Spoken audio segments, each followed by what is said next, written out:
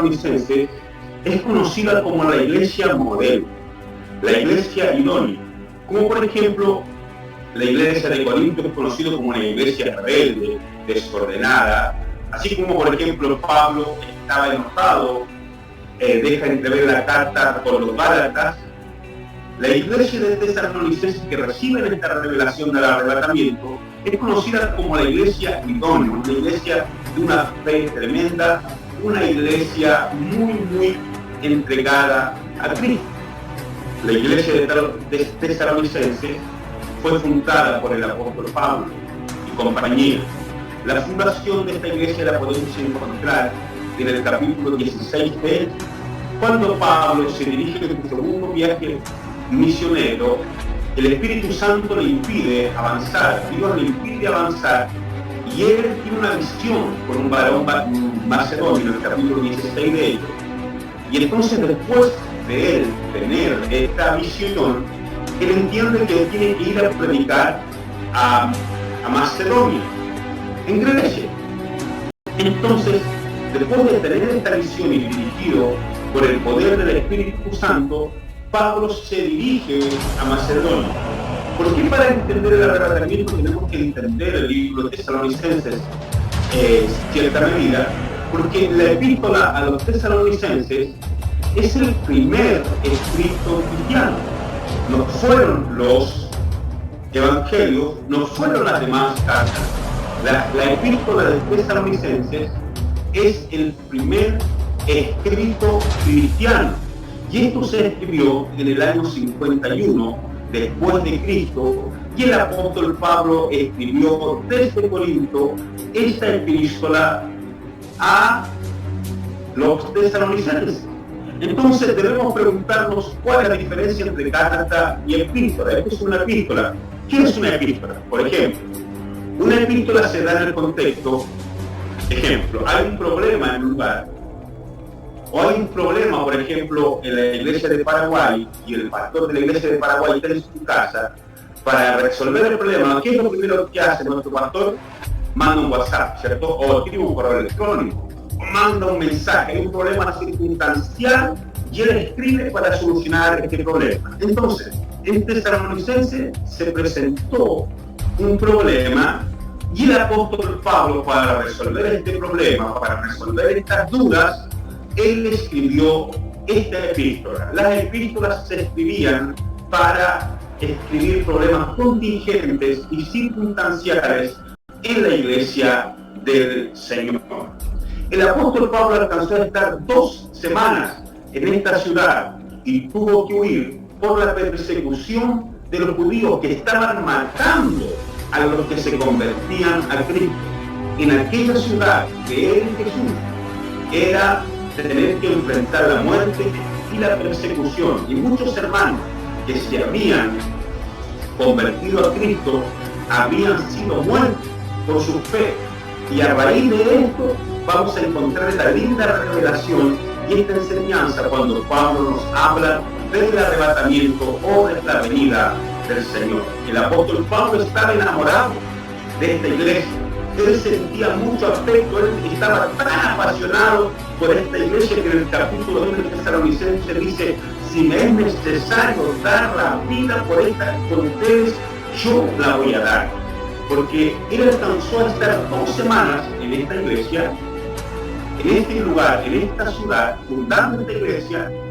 Oiga, y en estas 2 semanas ellos se convirtieron de los dioses paganos, se convirtieron a la palabra de Dios, comenzaron a predicar, no les importaba tener que morir por la palabra de Dios, sino que ellos estaban dispuestos a enfrentar lo que tocase enfrentar por la fe en Cristo Jesús.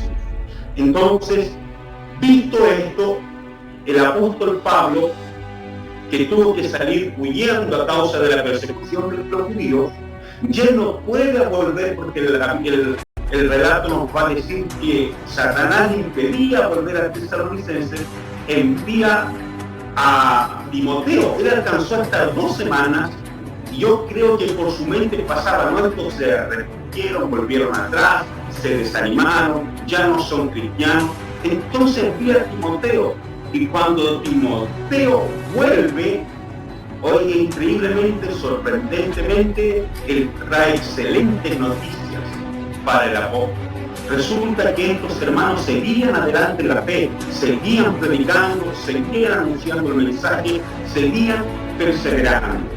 Pero como los hermanos tesalonicenses eran nuevos en la fe, así como trajeron buenas noticias, Timoteo también trajo muchas preguntas.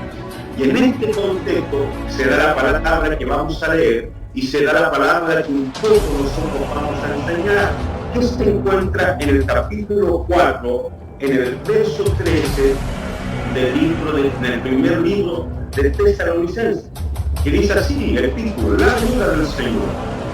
Y dice, tampoco queremos, hermanos, que ignoréis acerca de los que duermen. Entonces, los tesalonicenses ya se estaban preguntando qué pasaba con los que habían muerto. Ellos se preguntaban, ¿qué pasará con nuestros muertos en Cristo? ¿Qué pasó con los que sacrificaron su vida por predicar el mensaje? Entonces le dice, para que no se entristezcáis como los otros que no tienen esperanza. Pablo aquí les presenta una esperanza, porque si creemos que Jesús murió y resucitó, así también traerá Dios con Jesús a los que durmieron en él. Por los cuales os decimos esto, en palabra del Señor, que nosotros que vivimos habremos quedado hasta la venida del Señor, no precederemos a los que durmieron, porque el Señor mismo, con voz de mando, con voz de arcángel y con trompeta de Dios, descenderá del cielo, y los muertos en Cristo resucitarán primero. Y luego nosotros, los que vivimos, los que hayamos quedado, seremos arrebatados juntamente con ellos en las nubes para recibir al Señor en el aire. Y así estaremos siempre con el Señor. Por tanto, alentados los unos a los otros con estas palabras. Pero acerca de los tiempos y de las ocasiones, no tenéis necesidad, hermano, que yo os escriba, porque vosotros sabéis perfectamente que el Señor vendrá, así como ladrón en la noche. Que cuando digan paz y seguridad, vendrá sobre ellos destrucción repentina, como dolores a la mujer encinta, y no escaparán. Mas vosotros, hermanos, no estáis en tinieblas, para que aquel día os sorprenda como ladrón, porque todos vosotros sois hijos de la luz e hijos del día. No somos de la noche ni de las tinieblas, por tanto no durmamos como los demás, sino que velemos, seamos hombres. Pues los que duermen de noche duermen, los que se embriagan de noche se embriagan. Pero nosotros que somos del día, seamos hombres, habiéndonos vestido con la coraza de fe y de amor, con la esperanza de salvación como yelmo, porque no nos ha puesto Dios para iras, sino para alcanzar salvación, por medio de nuestro Señor Jesucristo, quien murió por nosotros, para que ya sea que velemos o durmamos, vivamos juntamente con Él, por lo cual os digo, animaos unos a otros, edificaos unos a otros, así como lo hacéis. Amén. Entonces, en el primer escrito cristiano, yo sostengo que para hablar de la venida del Señor, que para hablar de arrebatamiento, lo primero que tenemos que hacer es darle una vuelta al libro de Tesalonicenses para poder entender a la luz de la Biblia en qué contexto se da y cómo es que el apóstol Pablo habla y entrega esta tremenda revelación. ¿Por qué?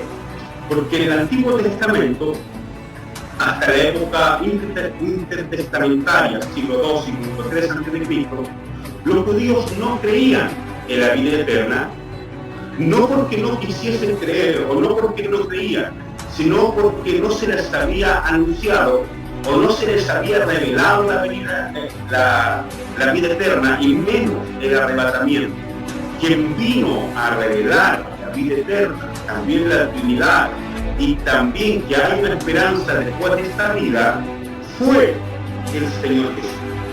Entonces, en esta carta de la iglesia idónea, de la iglesia de Tesalonicenses, que comenzaron a creer en tan solo 2 semanas que le estuvieron predicando, y después el apóstol envía a Timoteo y trae estas preguntas, la principal pregunta y duda teológica y propuesta y problema teológico que se da en esta carta, y lo que los hermanos de Tesalonicenses se preguntan, como yo ya lo dije, ¿qué pasaría con los que murieron en Cristo?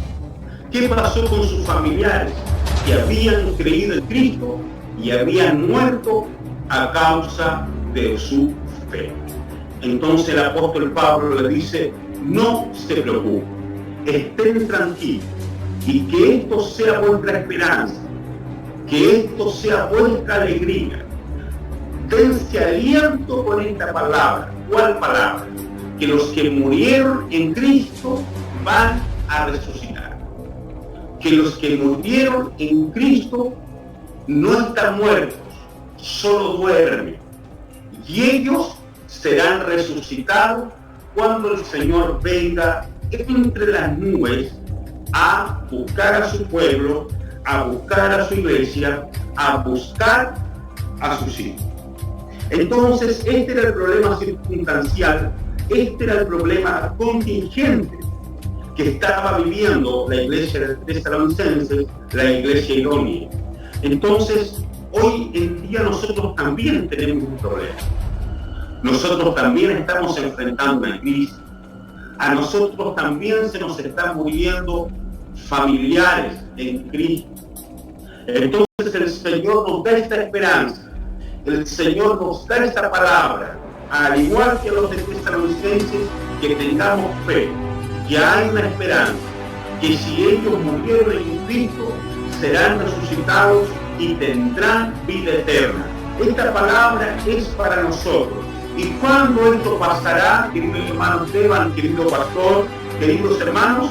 Cuando Cristo venga.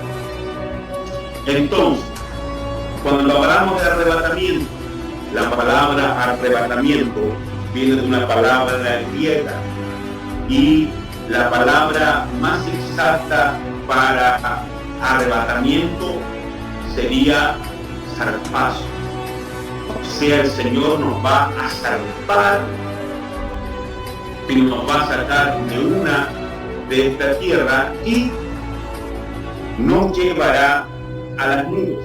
Cuando sea su venida, Él vendrá con voz de arcángel, con trompeta de Dios, descenderá del cielo, y los muertos en Cristo resucitarán primero.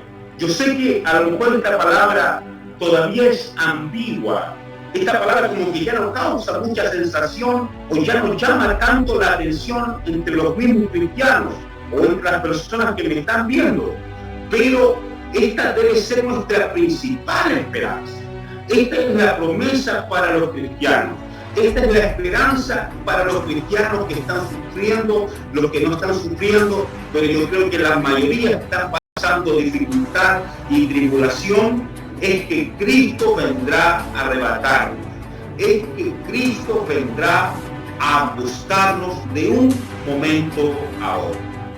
Ahora, es interesante discernir en esta palabra que porque acá hay dos textos y hay dos acontecimientos solo en una palabra.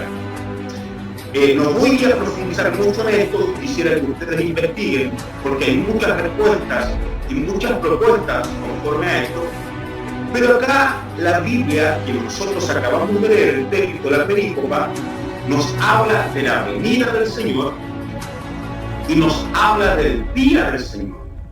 Y el apóstol Pablo, en su primera propuesta escatológica, nos está presentando el día del Señor y nos está presentando la venida de Jesús, la parucía, la que sería en griego, como un mismo evento, como un mismo acontecimiento.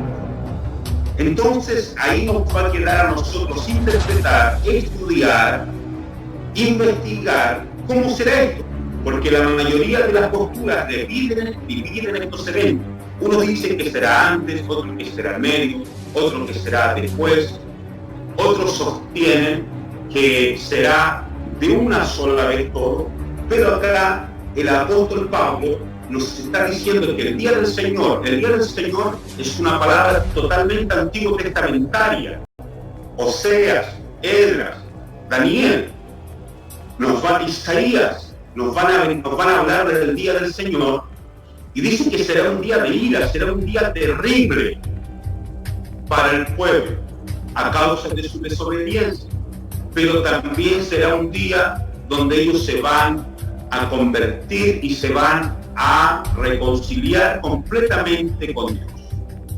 En el contexto